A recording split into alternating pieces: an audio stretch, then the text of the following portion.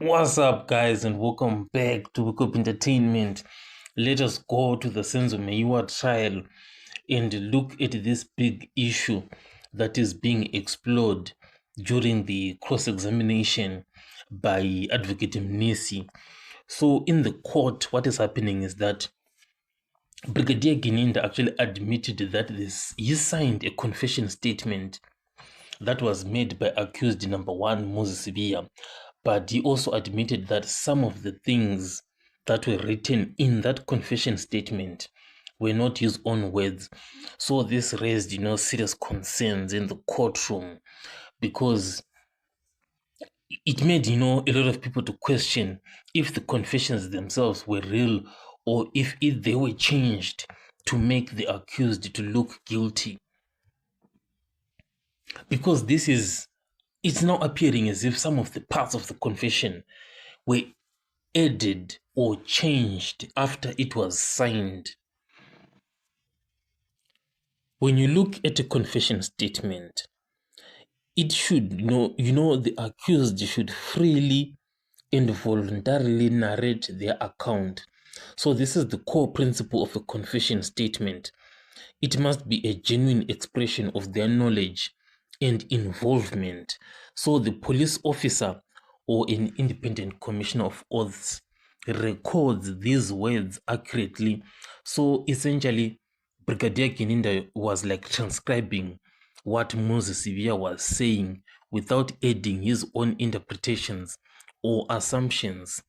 But there is a problem now in Gininda's statements in that some of the things written in that confession statements were not the words of Moses Sibiya.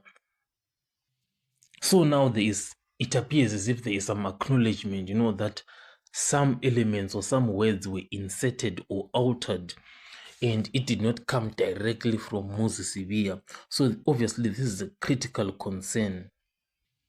So obviously the words themselves, they do not come from Gininda, as we just said. They come from Moses Sibiya.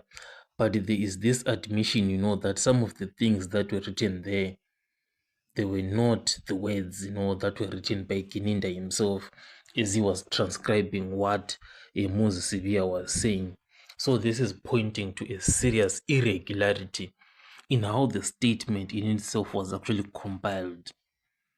So the defense is obviously poking holes on this one. But obviously, somebody can come and ask a very critical question, And that critical question is that, what? These confession statements were admitted as admissible by Judge Rata. He actually admitted these confession statements is admissible. So why the fuss now? Why, coming in and trying to challenge something that was already admitted by Judge Rata to say that these accused gave these confession statements freely and voluntarily?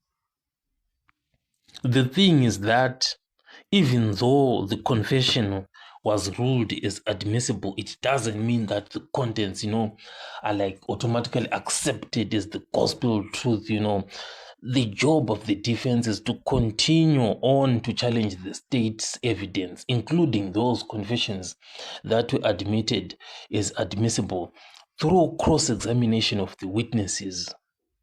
So one thing that is clear is that Judge Rata is not going to overturn his initial ruling in regards to the admission of the confession statements themselves. So he is not going to overturn that and then wake up tomorrow and say these confession statements are no longer admissible. That ruling was already made. And what can happen, why the defense is continuing to challenge these confession statements, what can happen is that they can convince Judge Rata, to move like disregard or assign minimal weight to these confessions by proving that, and poking these holes that, especially that was seeing that Gininda is admitting some of the words were not his.